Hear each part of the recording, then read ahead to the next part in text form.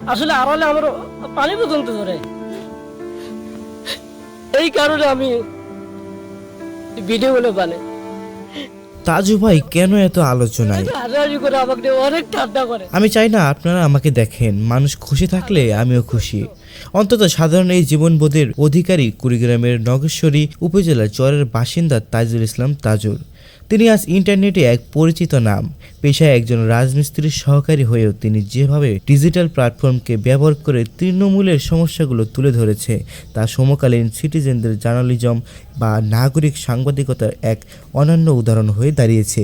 Social মিডিয়ায় তাজু ভাই 2.0 নামে পরিচিত এই তরুণের উত্থান কেবল একটি ভাইরাল ভিডিওর গল্প নয়, বরং এর পেছনে রয়েছে গভীর সামাজিক ও তাত্ত্বিক তাৎপর্য।